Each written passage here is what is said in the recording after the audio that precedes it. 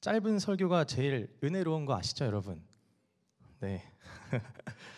질문을 먼저 드리겠습니다. 여러분, 새똥을 맞아본 적 있으신 분 계신가요? 네, 두 분, 세 분, 네, 많이 맞아봤네요. 저는 대학교 때 한껏 꾸며서 축제에 참여했었는데 뭐가 위에서 탁 떨어지는 거예요. 이게 비인가 싶어서 그냥 말리려고 머리를 이렇게 넘겼는데 이게 매끈한 거예요. 그래서 아니 보고 제가 이제 손가락을 한번 봤죠. 근데 이게 흰색인데, 그러니까 뭘 잘못 먹었는지 아무튼 다른 게 같이 섞여 있었어요. 그래서 여러분 이렇게 혹시 비벼 보셨나요? 비비면 안 되겠죠? 이게 비비니까 너무 미끌미끌한 거예요. 마음이 굉장히 어려운데, 그러다가 너무 불쾌한 거죠. 제가 가로등 위를 딱 보니까 거기 딱 비둘기가 있는 거예요. 확신했죠. 이거는 새똥이다. 비둘기 새끼. 보면서 제가 마음이 어려워서, 제가 살면서 새똥을 2번이나 맞았어요. 근데 두 번째 이야기는 하지 않겠습니다. 마음이 어려워지니까. 여러분, 제가 왜 이 이야기를 하냐면 종교개혁자 루터가 이런 얘기를 했어요. 새가 머리 위로 지나갈 수는 있으나 이 머리 위에 앉아 둥지를 틀게 해서는 안 된다, 이런 말이 있어요. 이걸 좀 더 제가 변형해서 말씀드리면, 새가 머리 위에 똥을 쌀 수는 있다, 그러나 우리 마음에 둥지를 트게 해서는 안 된다로 생각을 해보면 좋을 것 같아요. 상징적인 내용이죠. 그러니까 여러분, 우리 머릿속에 이 생각의 공간은 어떤 방어할 수 있는 벽이 없는 엄청난 생각이 왔다 갔다 하는 전쟁터와 같아요. 벽이 없어요. 어떤 생각이든 치열하게 생각의 싸움이 일어나는 곳이죠. 근데 감정과 함께 생각이 작용해요. 내가 느낀 대로, 내 감정대로 여러 생각을 할 수 있게 되죠. 좋지 않은 생각들이 우리의 머리를 헤집어 놓을 수 있다는 거예요. 마치 새가 머리 위에 똥을 싼 것처럼. 그러나 그 생각이 우리 머릿속에 우리 마음속에 둥지를 트게 해서는 안 돼요. 그러니까 둥지를 트게 해서 우리 마음에 좋지 않은 이 어떤 어둠의 생각들을 우리의 지, 정, 의가 담긴 마음에 고이게 둔다면, 여러분, 그 생각의 깊은 어둠은 우리 마음의 견고한 성처럼 만들어지기 때문입니다. 그래서 여러분, 머리에 똥 싸면 닦으면 되는 거예요. 씻으면 되는 거예요. 생각이 우리 머리에 여러 가지가 그렇게 올 수 있어요. 지나가면 되는 거예요. 여러분, 감정도 마찬가지인 게, 감정 파도라는 말이 있잖아요. 감정이 분노와 여러 가지 불안감이 이렇게 쳤다가 이게 시간이 지나면 내려가요. 그냥 흘려보내면 되는 거예요. 근데 항상 그 머릿속에서 드는 생각과 감정의 파도를 붙잡고 마음으로 가져오는 게 문제예요. 만약 그런 생각 들면은 닦으면 되고 씻으면 되는 거예요. 피할 수 있으면 더 좋겠죠. 그러나 여러분, 피할 수 있어요? 위에서 갑자기 뚝 떨어지는데. 생각도 마찬가지예요. 오늘날 시대는 피할 수가 없어요. 너무 많은 생각들이 주입되는 시대예요. 그렇다면 생각을 마음으로만 안 가져오면 되는 문제일까? 물론 그것도 중요하겠지만 쉽지만은 않아요. 차라리 오늘 제가 권면하고 싶은 거예요. 우리 마음의 둥지를 오늘 설교의 제목처럼 그리스도의 평강의 둥지로 트게 하면 안 될까요? 만약 그렇다면 이 대수롭지 않은 생각들의 희생자가 되지는 않을 거예요. 그리스도의 평강이 우리의 마음을 주장하게 하는 거예요. 오늘 말씀처럼. 그리하여 넉넉히 이기게 하는 거예요. 쉽게 흔들리지 않죠. 우리의 마음을 붙잡아 주는 힘은 안 좋은 것을 안 넣는 것도 중요하지만, 이 예수 그리스도의 평강이 내 마음을 주장하도록 나의 의지와 마음을 쏟는 것이 더 중요한 거예요. 이 능동적인 마음이 필요하다는 거죠. 여러분, 이토록 오늘날은 우리의 마음을 지키기가 정말로 중요할 거예요. 제가 마음을 지키기 어려운 3가지 요소가 저에게 있거든요. 첫 번째는 게임이에요. 두 번째로는 운동이에요. 이 경쟁이 붙으면 불같은 마음이 시작돼요. 세 번째로는 이 상식적이지 않은 상황이나 상식적이지 않은 사람을 만나면 그때 굉장히 불편하고 굉장히 마음이 어려워요. 그런데 제가 이런 얘기를 한다고 해서 제가 상식적인 사람을 방증하고 있냐? 또 그건 아닙니다. 제가 요즘에 느끼는 건데, 인간은 종종 합리화하는 존재인 것 같아요. 그러니까 상식적이지 않은 사람을 불편해하면서도 나 또한 상식적이지 않을 때가 많다는 거죠. 누군가도 나 때문에 마음을 지키기 어려울 수도 있을 거예요. 그렇죠? 여하튼 저는 세 가지가 마음을 지키기 어려운 것 중에 하나예요. 자, 그런데 이 경쟁을 하는 운동, 그리고 상식적이지 않은 상황, 이런 것들이 다 포함된 게 저는 첫 번째 게임이라고 생각해요. 온라인 게임. 여러분, 제가 중고등부 사역을 할 때 이 리그 오브 레전드라는 게임을 고등부 애들에게 전수받았어요. 지금은 제가 애들보다 잘하는데, 믿거나 말거나. 여러분, 롤, 페이커 알죠? 네, 다들 모른 척 하지 마시고, 이 롤이라는 게임을 모르시는 분들이 있을까 봐 설명을 드리면, 이 게임은 5명의 플레이어가 각자 다른 포지션에서 성장을 통해 아이템과 레벨을 올려 상대의 기지를 파괴하는 게임입니다. 장소는 소환사의 협곡. 이게 시작하면 굉장히 웅장해요. 처음부터 딱 소환되거든요, 소환사들이. 그리고 이제 바로 나레이션 나오죠. 소환사의 협곡에 오신 여러분들을 진심으로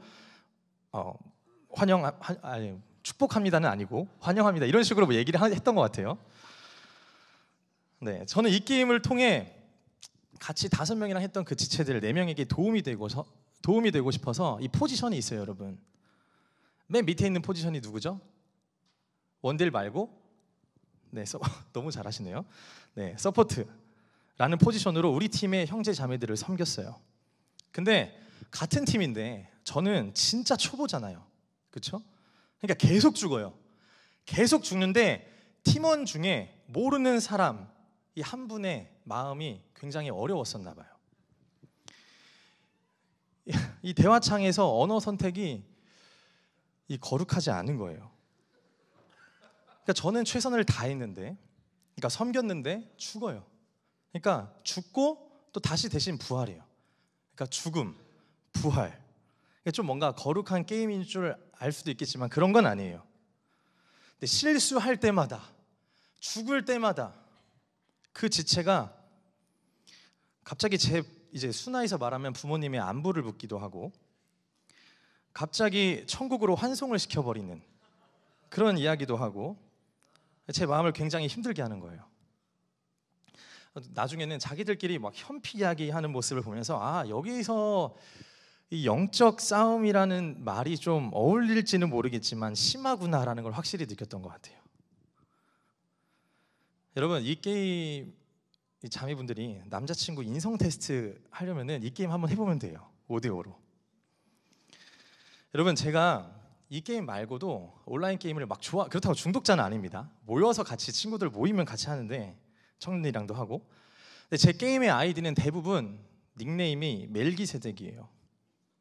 멜기세덱이 뭐예요? 뜻이 평강의 왕. 근데 게임을 할 때마다 이 평강을 지키기가 너무 어려워요. 자꾸 이 평강 뺏기고 마음이 어려워요. 김 목사님이랑도 같이 하는데 김 목사님 아이디는 가브리엘, 저는 멜기세덱. 둘이서 같이 도장깨로 다닙니다. 여러분, 제가 왜 이런 얘기를 하냐면 생각보다 우리가 거룩한 곳에 있을 때에는 마음을 지키는 게 좀 쉬워요, 그렇죠? 근데 제가 게임까지 이야기한 이유는 일상에서 마음을 지키기에 이 변칙적인 상황이 너무 많다는 거예요. 마음을 잘 지켜주는 이 평강, 중심이 필요해요.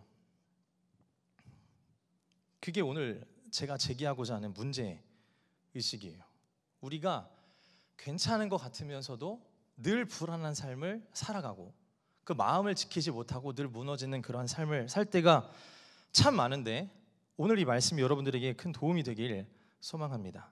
그래서 우리 마음의 한 부분, 이 선택적인 한 자리만 평안하려고 생각하면 안 돼요. 일단 오늘 본문 말씀처럼 내 삶의 한 부분만 주님께 드리는 게 아니라 다 드려야 돼요. 우리 마음의 전체가 예수님께서 주장하시도록, 그리스도의 평강이 주장하도록 마음을 열어야 돼요. 그러니까 우리의 인생의 운전대를 그리스도의 평강에 맡겨야 되는 거예요.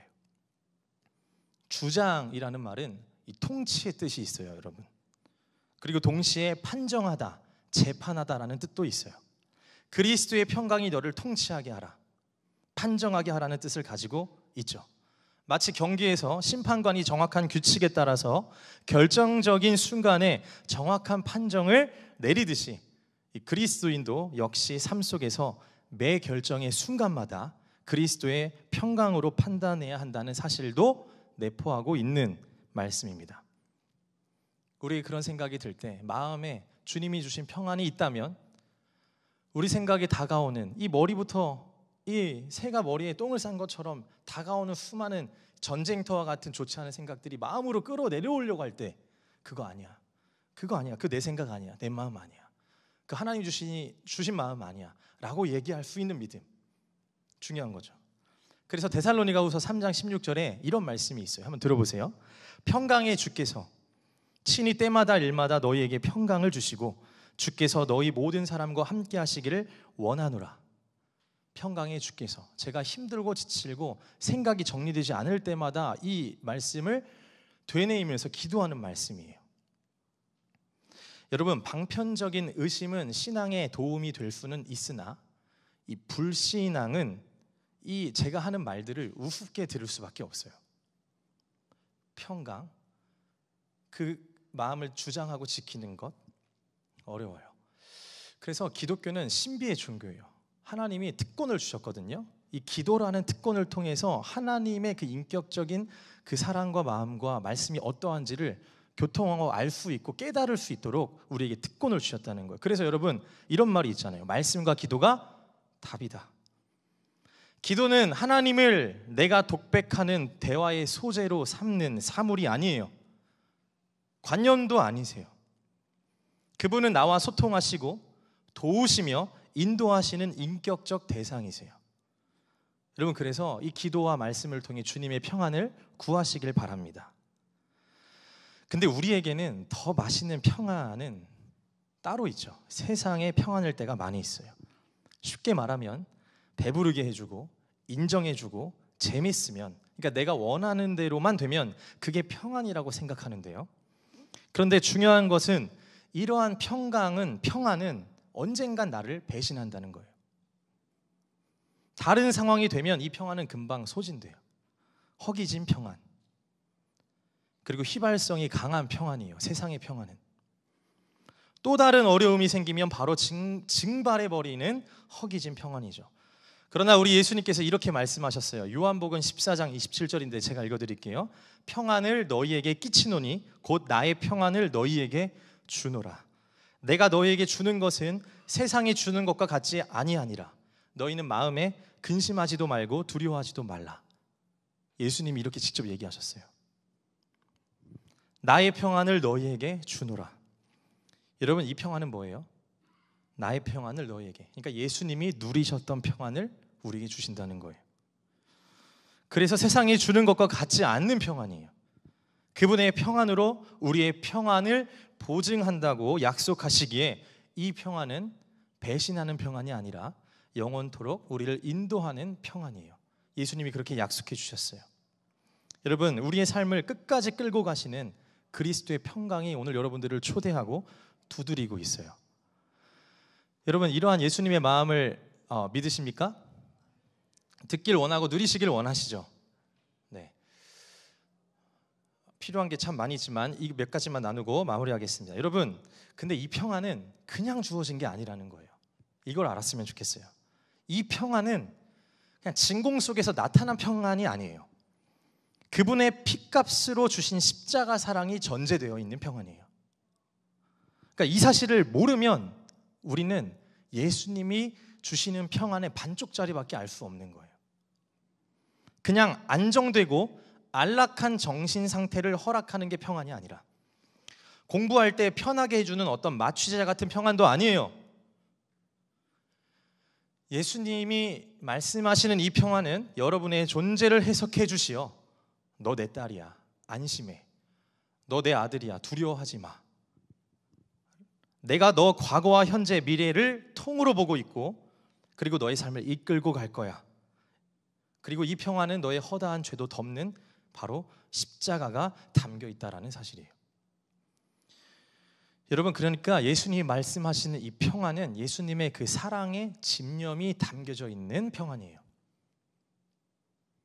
그냥 편안한 상태를 주고자 하는 게 아니라 우리의 심령 깊은 곳에 예수 그리스도의 십자가의 사랑으로 덮어버리시는 사랑이에요. 그래서 그 평안이 여러분의 마음을 주장하도록 내어 맡기라는 거예요.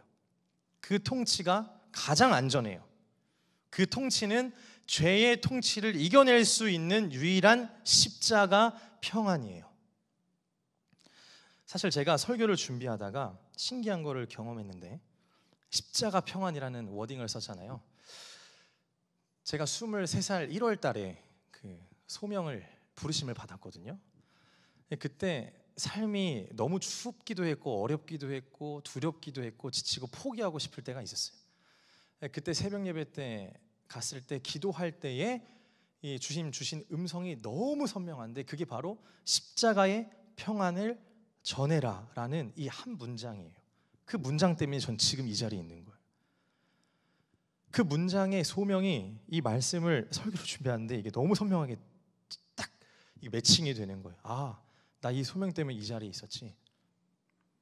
그 평안을 그냥 진공 속에 있는 평안이 아닌 너를 위해 죽는 게, 나를 위해 죽는 게 기쁜 이 십자가의 사랑의 평안이라는 사실을 깨달으니 제게는 굉장히 새롭고 감사한 이 설교를 준비하는 시간이었던 것 같아요. 여러분, 그런데 이 평강은 혼자만 누릴 수 있는 전유물이 아니라는 거예요. 이 평강을 위하여 너희가 한 몸으로 부르심을 받았다고 지금 오늘 15절에서 말씀하시잖아요. 그러니까 당시 골로새 교회가 거짓 교사들의 침투로 인해서 다툼과 분쟁의 위기를 맞고 있었어요. 그때 실천적인 교훈을 주는 거예요. 예수 그리스도께서 우리를 부르신 목적은 모두가 한 몸을 이루고 평강을 누리도록 하기 위함이다라는 거예요. 여러분, 그래서 교회에서 한 몸을 이루는 우리가 그 평강 안에서 하나 되도록 여러분 애써야 돼요. 자원해야 돼요.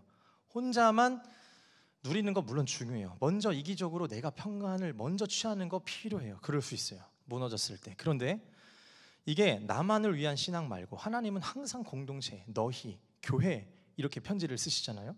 그러니까 우리가 중요한 거예요. 우리가.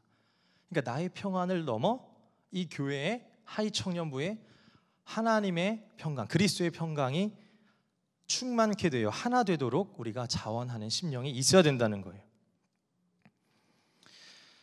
여러분, 그 평강을 전하는 여러분 되시길 바라는데 항상 방해가 있죠. 교회 안에는 여러분 사단의 역사가 있을까요, 없을까요?